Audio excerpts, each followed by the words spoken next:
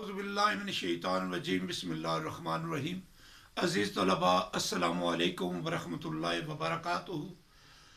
मैं इस वक्त आपसे अपने YouTube channel exploring the world with M A Shahid के ज़रिए मुखातिब हूँ और मैं इस वक्त 10वीं क्लास के मैथमेटिक्स के स्टूडेंट से बात करना चाहूँगा।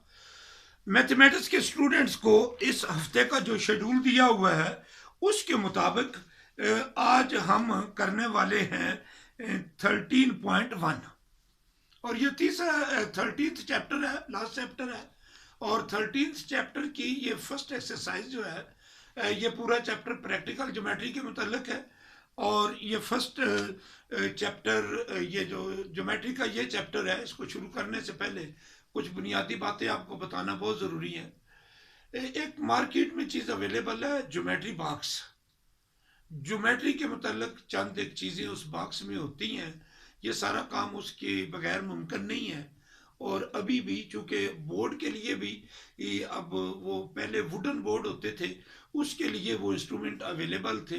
तो ये बोर्ड जो वाइट बोर्ड है, इसके ऊपर कोई ऐसी चीज़ मुझे नहीं मिल सकी कि जिसको इसके ऊपर इस्तेमाल मैं कर सकूं। तो बहरहाल वो जो चीज़ें हैं जो ज्योमेट्री बॉक्स में, कंपस है एक, और कंपस जो है ऐसे 2 pronged होती है, बहुत बेसिक इंस्ट्रूमेंट है ज्योमेट्री का।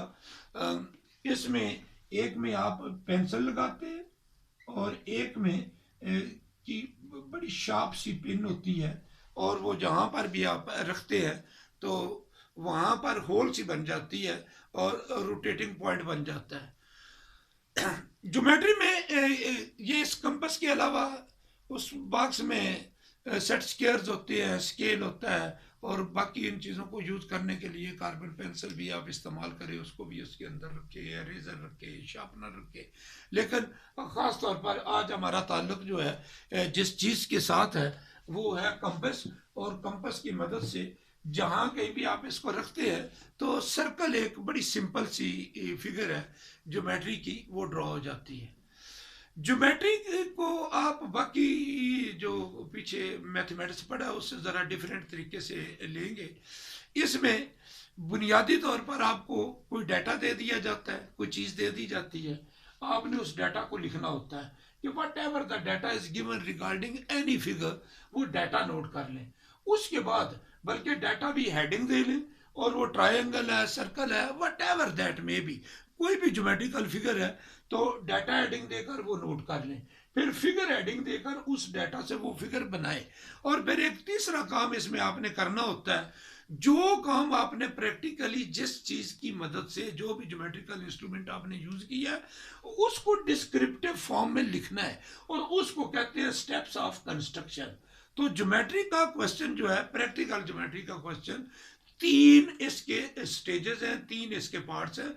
सबसे पहले इसका डाटा नोट करना है, उसके बाद आपने इसकी कंस्ट्रक्शन, इसकी फिगर बनानी है उस डाटा के मुताबिक, जो फिगर वो आपको कहेगा, और उसके बाद स्टेप्स ऑफ कंस्ट्रक्शन लिखने हैं जो आपने प्रैक्टिकली किया। तो पहली चीज़ तो गिवन होती है, लेकिन उसको भी मैथमेटिकल फॉर्म में, क्योंकि डाटा जो है वो जो क्वेश्चन में आता है या बुक के अंदर दिया हुआ है वो डिस्क्रिप्टिव फॉर्म में होता है, आपने उसको सिंपल मैथमेटिकल फॉर्म में लिख देना है। मैथमेटिकल फॉर्म में ब्रीफली, जैसे measure of A B is equal to this one, measure of B C is equal to this one, angle so and so is equal to this one. तो वो 3 लाइनों में डाटा में जो भी information आपको दी जाती है, कभी भी एक लाइन में 2 इंफॉर्मेशन मत लिखे, एक लाइन में एक इंफॉर्मेशन, अगली लाइन में अगली इंफॉर्मेशन, अगली लाइन में अगली इंफॉर्मेशन। तो डाटा को लिखने का हमेशा ये तरीका है कि एक लाइन में एक इंफॉर्मेशन लिखे।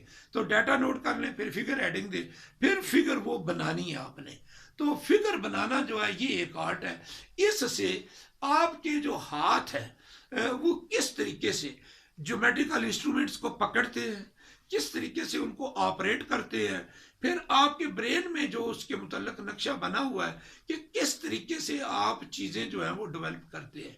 तो यहाँ पर असल में ये प्रैक्टिकल स्किल है कि फिगर्स को कैसे ड्रॉ किया जाता है और इन इंस्ट्रूमेंट्स को आप कितना अच्छे तरीके से आर्टफुली जो है वो यूज़ कर सकते हैं। तो ये अब आपने सीखना है। तो आज मैं इस ये जो एक्सरसाइज आपने करनी है, उस एक्सरसाइज को करने से पहले दो चीज़ें, चार चीज़ें बल्कि यहाँ दी गई हैं, मैं आज दो चीज़ें आपको सिखाऊंगा। चारों चीज़ें आप सीख लेंगे तो then you will be able to solve this exercise. तो मैं आज दो चीज़ें आपको सिखा रहा हूँ। To locate the centre of given circle, एक सर्कल दिया हुआ है, उसका सेंटर आपने ढूंढना है ज्योमेट्रिकल तरीके से और प्रैक्टिकल ज्योमेट्री। तो ये सर्कल एक बना हुआ है। सर्कल वैसे उसके बगैर, कंपास के बगैर बनता नहीं है, लेकिन आप कोई भी आइटम घर में ले लें जो सर्कुलर फॉर्म में है, उसको रख के सर्कल बना दे। सेंटर आप बाद में फाइंड आउट करेंगे, लेकिन नॉर्मली जब भी हम सर्कल ड्रॉ करते हैं तो कंपास की मदद से ड्रॉ करते हैं। कंपास को जिस पॉइंट पर रखते हैं that is in fact the centre of the circle. और उसके बाद आप जब ड्रॉ करते हो तो वो जूं जूं ऐसे घूमती है कंपास, तो इट मीन्स वो पॉइंट ड्रॉ कर रही है equidistant from the centre. और वो पॉइंट जो है, set of those points which are equidistant from that particular point the centre, that makes a circle. तो सर्कल का कोई छोटा सा पार्ट जो है वो उसकी आंख होती है। तो सर्कल इटसेल्फ जो है, जो ज्योमेट्रिकल एक फिगर है, एक सेंट्रल पॉइंट से इक्वी डिस्टेंट पॉइंट्स का सेट है ये। तो जब भी हम कोई गोल चीज रख कर आप ऐसे जब ड्रॉ करते हो कार्बन पेंसिल से या मार्कर से, कोई भी आप फिगर ड्रॉ करते हो, तो वो आप पॉइंट्स ड्रॉ कर रहे हैं और वो पॉइंट्स घूम रहे हैं और वो घूमते घूमते दोबारा वापस उसी जगह पर आ जाते हैं। और वो जितने पॉइंट्स हैं, मिलियन बिलियन ट्रिलियन पॉइंट्स जो आपने ड्रॉ की है, वो किसी एक सेंट्रल पॉइंट से इक्वी डिस्टेंट है। अगर वो इक्वी डिस्टेंट नहीं है तो फिर सर्कल नहीं है। अगर वो सारे इक्वी डिस्टेंट है, यानी सबका डिस्टेंस उस सेंट्रल पॉइंट से एक है, तो तब वो सर्कल बनता है। तो ये मैंने एक सर्कल ड्रॉ किया हुआ है। तो इस सर्कल का हमने सेंटर ढूंढना है, लोकेट करना है कि कहां पर सेंटर एग्जिस्ट करता है। तो इसका तरीकाकार यूं है कि इसके ऊपर आप कोई दो कार्ड्स ले लें, सेंटर के सर्कल के ऊपर कोई दो कार्ड्स ले लें। अब टर्मिनोलॉजीज जितनी भी यूज होगी वो पहले अंडरस्टैंड करना बड़ा जरूरी है। सर्कल के ऊपर कोई दो पॉइंट ले, से ये एक पॉइंट है, ये एक पॉइंट है, इसको आपस में ज्वाइन कर लें। तो ये आपने स्केल से ज्वाइन करना है, मैंने डायरेक्ट कर दिया है। आपने ये जो दो पॉइंट सर्कल के ज्वाइन किए हैं, this is known as chord. तो कार्ड क्या है? कार्ड एक लाइन सेगमेंट है। लाइन सेगमेंट, बार बार ये मैं बातें आपको पहले भी बता चुका हूं। लाइन होती है, रे होती है और लाइन सेगमेंट होता है। लाइन जो है वो दोनों तरफ एक्सटेंडेबल है और रे जो है उसका एक एंड पॉइंट है लेकिन दूसरा एंड पॉइंट नहीं है, वो एक्सटेंडेबल है। और लाइन सेगमेंट जो है उसके दोनों एंड पॉइंट होते हैं। तो ये लाइन सेगमेंट है, एक लाइन सेगमेंट है, इसके दोनों एंड पॉइंट्स जो है वो सर्कल का पार्ट है। एक ऐसी लाइन सेगमेंट जो सर्कल के दो पॉइंट्स को ज्वाइन कर रही हो, that is known as chord. आप दो कार्ड ले लें, ये सी डी है और वो ए बी है। कोई भी लाइन सेगमेंट आपके पास हो, कोई भी लाइन सेगमेंट हो, तो I think I should also rub it to have a little space to tell you. ये मैंने तीन चीजें लिखी हुई हैं कि आपने ज्योमेट्री में पहले डाटा लिखना है, फिर फिगर ड्रॉ करनी है, फिर स्टेप्स ऑफ कंस्ट्रक्शन। तो I am going to rub it ji. कोई लाइन सेगमेंट अगर आपके पास होता है, इसकी एक चीज है लाइन सेगमेंट की मिड पॉइंट फाइंड आउट करना। मिड पॉइंट फाइंड आउट करना, आप कंपास ले लें, कंपास को खोल लें, पेंसिल उसके अंदर लगा लें, मोर देन हाफ से ज्यादा एक्सपेंड कर लें और कंपास को ए पॉइंट पर रखें और यूं आर्क अगर आप ड्रॉ करें, ऐसे आर्क बनेगी। इस जगह पर मैंने ड्रॉ किया क्योंकि मुझे जरूरत यहां पर है। और खोलनी कितनी है?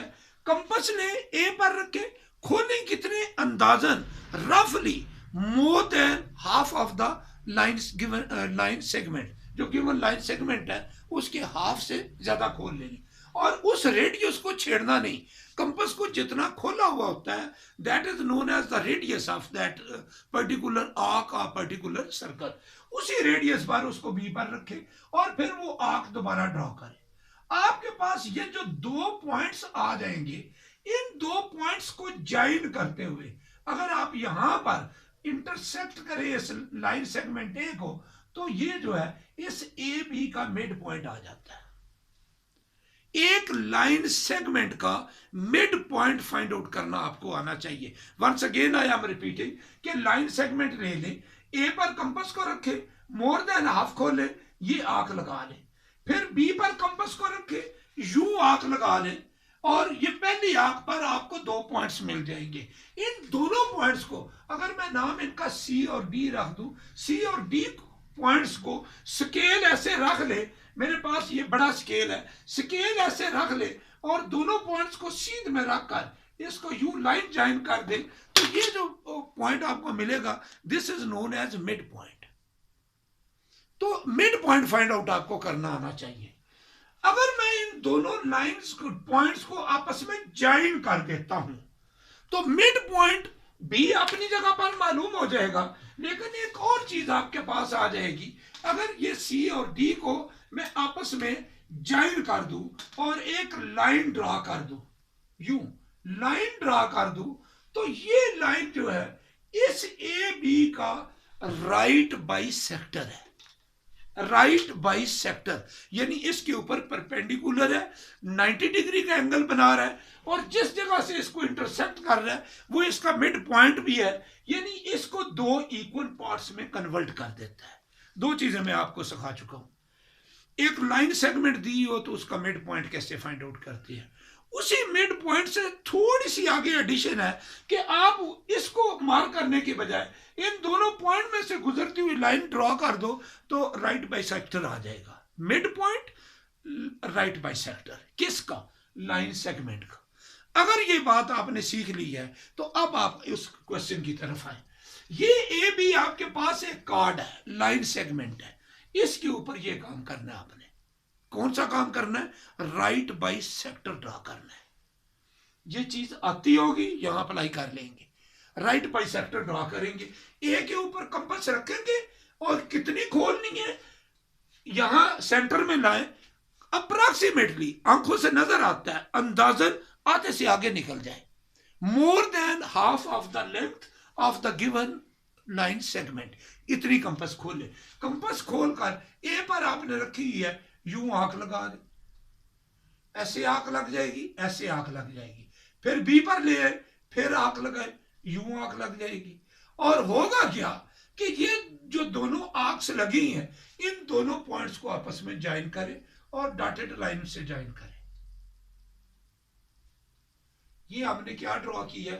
हमने इस पहले कार्ड का राइट बाइसेक्टर ड्रॉ किया है। नाम इसका आप कोई भी रख सकते हैं, ए बी सी डी आप पहले ले चुकी है, ए बी सी डी आप पहले ले चुकी है, इसका नाम ई एफ रख दे आप, ई एफ। ई एफ जो है राइट बाइसेक्टर है ए बी का। अब सेम चीज आप रिपीट करें, किसके ऊपर? सी डी के ऊपर भी। सी के ऊपर कंपास रखें, यहां आंख लग जाएगी, यहां आंख लग जाएगी, और फिर डी के ऊपर ले आए, यहां आंख लग जाएगी, यहां आंख लग जाएगी, और इन दोनों पॉइंट्स को भी ज्वाइन कर दे। और यहां आप यूज कर चुके हैं ई एफ, ई एफ। अब जी एच नाम रख लो, इधर जी लगा दो, इधर एच लगा दो। हमने एक सर्कल का सेंटर फाइंड आउट करना है, सर्कल का सेंटर फाइंड आउट करना है। सबसे पहले हमने क्या किया, उसके ऊपर दो कार्ड लिए, ए बी सी डी, कोई भी दो पॉइंट ऐसे रखे स्केल, एक लाइन ड्रॉ कर दे, फिर दूसरी लाइन ड्रॉ कर दे without bothering of its length, कि इसकी लेंथ कितनी होनी चाहिए। सर्कल के कोई भी दो पॉइंट हम ज्वाइन करें, कार्ड बन जाता है। हमने वो किया। दूसरा काम हमने क्या किया, एक कार्ड का हमने राइट बाइसेक्टर ड्रॉ किया। फिर तीसरा काम हमने क्या किया, दूसरे इसका कार्ड का राइट बाइसेक्टर ड्रॉ किया। जब दूसरे का राइट बाइसेक्टर ड्रॉ किया तो उसने पहले वाले को एक पॉइंट ओ पर इंटरसेक्ट किया।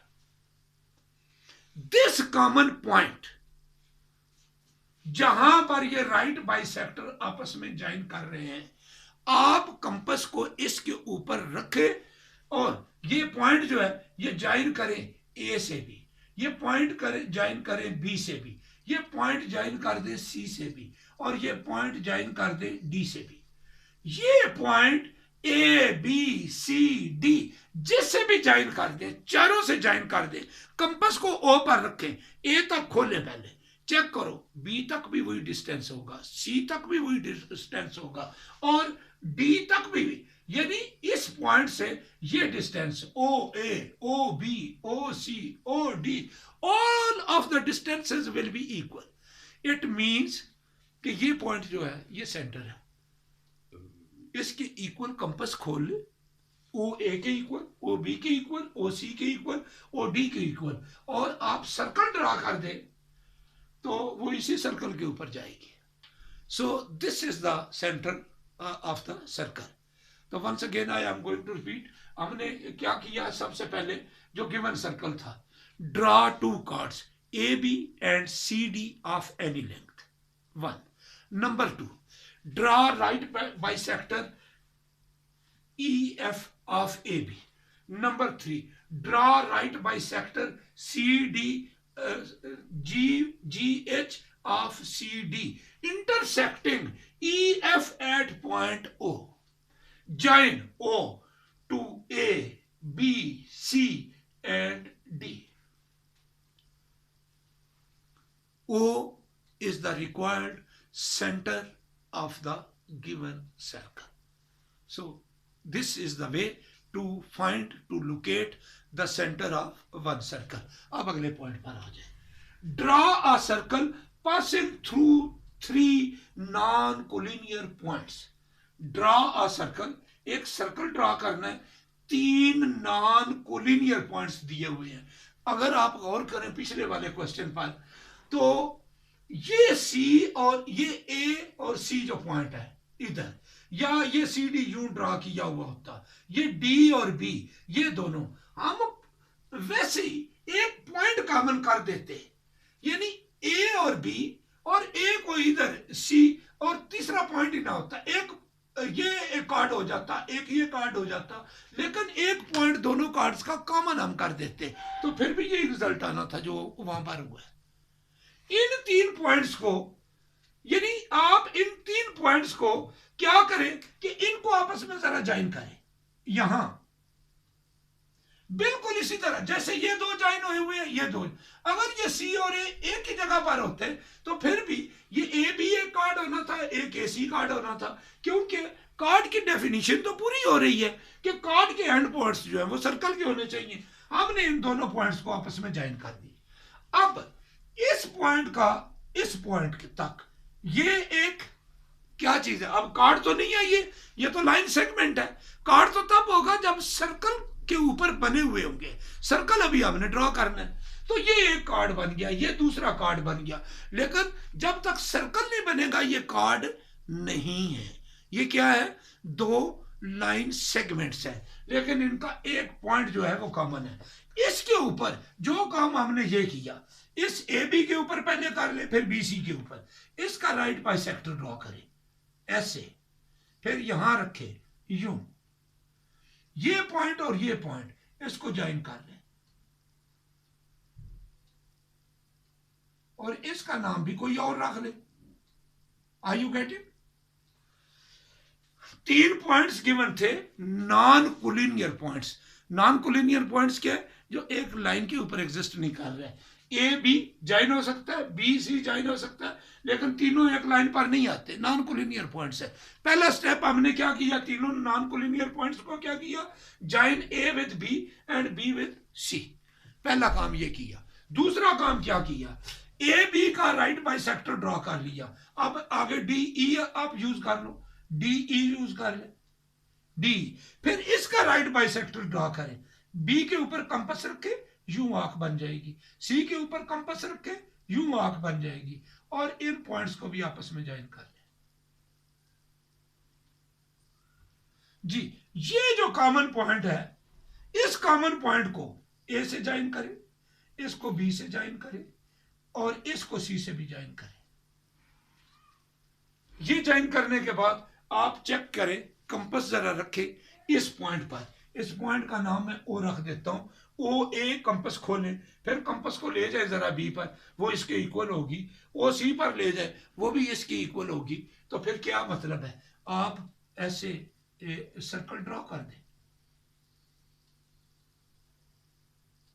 वो कंपास खोली होगी, आप सर्कल ड्रॉ कर दें, तो O will be the centre of the circle, और आप सर्कल ड्रॉ कर देंगे passing through points A B and C. काम आपका क्या था, draw a circle passing through 3 non collinear points. Are you clear? Once again I am going to repeat it कि 3 point दिए हुए थे ए बी सी जो नॉन कोलिनियर थे। क्या मतलब है, एक लाइन के ऊपर एग्जिस्ट नहीं कर रहा है। हमने सर्कल ड्रॉ करना है। सर्कल जब भी ड्रॉ करना हो, 2 चीजें आपको चाहिए होती हैं, सेंटर और रेडियस। सर्कल ड्रॉ करने के लिए क्या चीजें चाहिए, सेंटर कौन सा पॉइंट है, और जब कंपास हमने सेंटर पर रख दी तो अगला सवाल यह है कि कंपास खोलनी कितनी है। हमने ये मालूम करना है सेंटर कौन सा है और उसका रेडियस कौन सा है। 2 चीजें मिल गई तो हम सर्कल ड्रॉ कर देंगे और वो सर्कल जो है वो बन जाएगा। हम क्या करेंगे, ए को बी से, बी को सी से ज्वाइन कर देंगे। पहला काम ये, join A with B and B with C, number 1 काम। ये स्टेप्स ऑफ कंस्ट्रक्शन जो यहां मैं आखिरी बात लिखी थी, ये वो बात है।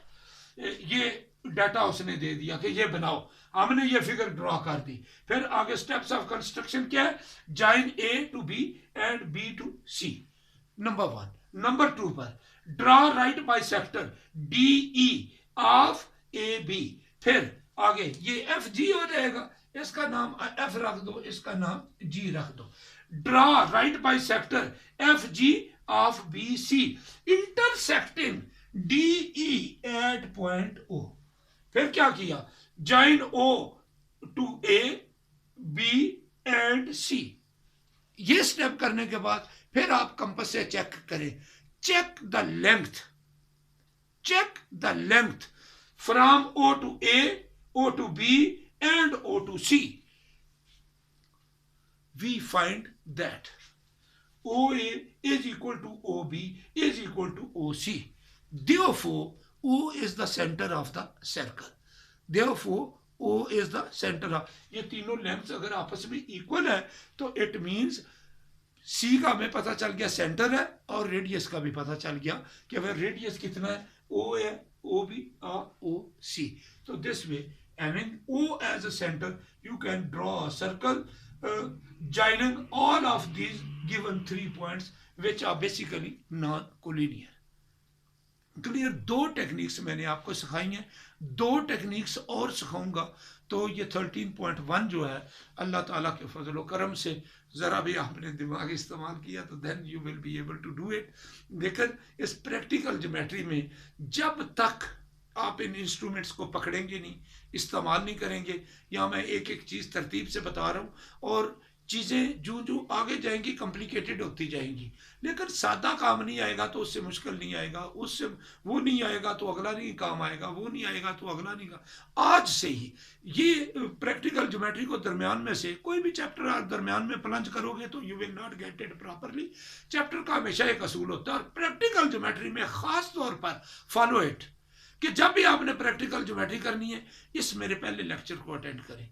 पहली टेक्निक, फिर दूसरी, फिर तीसरी, फिर जो जो आगे चलते जाएंगी आती जाएंगी। अगर दरमियान में प्लंज करोगे तो वो फिर नहीं आएगा। तो ये जो 13.1 से पहले जो 2 टेक्निक्स मैंने आपको सिखाई हैं, यहाँ से प्रैक्टिकल ज्योमेट्री शुरू हो रही है, और नेक्स्ट आपको अगली 2 टेक्निक सिखाऊंगा, और 13.1 जो है वो आपकी कंप्लीट हो जाएगी। Thank you very much.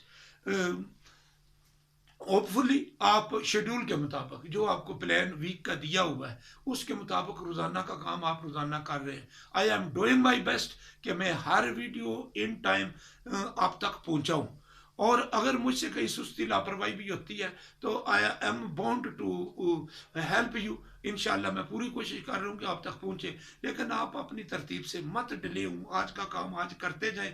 और रोज़ाना अगर आप थोड़ा थोड़ा करते जाते हो तो वो कहते हैं slow and steady wins the race. कभी भी, यानी जो काम आपने आज कर लिया, बेशक थोड़ा सा कर लिया और रोज़ाना कर रहे हैं, तो ये मत सोचें कि बहुत थोड़ा है, लेकिन रोज़ाना जब आप करते जाएंगे तो 7 दिनों में 7 काम, 20 दिनों में 20 काम और 30 दिनों में 30 काम, 365 दिनों में 365 काम, बहुत बड़ा काम हो जाता है। तो सिर्फ आप आदत बनाएं कि रोज़ाना काम करना है। तो रोज़ाना सुबह सवेरे, अब आप पर पाबंदी नहीं है, स्कूल का गेट नहीं बंद होना, बेल नहीं होनी, you have to be at your home. और जब आपको जाग आती है, जब आप उठते हैं, अपनी सुबह का आगाज़ हर सूरत अल्लाह पाक के पाक नाम से करें। If you are the Muslim, नमाज पढ़े। If you are relating to any other faith, उस फेथ के मुताबिक अल्लाह का या अपने गॉड का या जो भी जिसको भी पावर आप समझते हैं उसका नाम ले, अल्लाह के नाम से अपनी सुबह का आगाज़ करें। और उसके बाद अपने काम जो ओरिजिनल काम है, उस डेट के शेड्यूल्ड काम है। एक स्टूडेंट को मैं समझता हूँ कि he must be well scheduled, और my all students they are always well scheduled, कि उनको रोज़ाना का अपने सब्जेक्ट का पता होता है कि आज मुझे कौन सा काम करना है। मैं अपनी जिम्मेदारी समझता हूँ कि मुकर्रर तारीख पर वो काम समझा दूँ, और स्टूडेंट की भी ये जिम्मेदारी है कि वो मुकर्रर तारीख पर उस काम को सीख भी ले और उसकी प्रैक्टिस भी कर ले। और जो जो वो आगे चलता जाएगा, अल्लाह ताला के फजल व करम से सारी चीज़ें उसको आती जाएगी। तो ये रोज़ाना का काम रोज़ाना तरतीब से आप करते जाएं, इंशाल्लाह ये तैयारी हो जाएगी। अगर अभी तक आपने ये चैनल सब्सक्राइब नहीं किया तो हर सूरत इसको सब्सक्राइब भी करें, दोस्तों के साथ इसको शेयर करें, बताएं दोस्तों को, शेयर करें, लिंक उनको दें, ताकि अब ये टीचिंग जो इसके ज़रिए हो रही है ये ग्लोबल है, वर्ल्ड पर जा रही है। जहाँ जहाँ इंसान ये डिजिटल सिस्टम से आपस में कनेक्ट हो चुका है, पूरी दुनिया एक ग्लोबल विलेज बन चुकी है। तो आप ये बातें जो है दुनिया के किसी कोने में भी बैठकर आप सुन सकते हैं। सिर्फ आपके पास ये टेक्नोलॉजी होनी चाहिए, और उसके बाद इतना शऊर होना चाहिए कि इस टेक्नोलॉजी को आपने यूज़ कैसे करना है।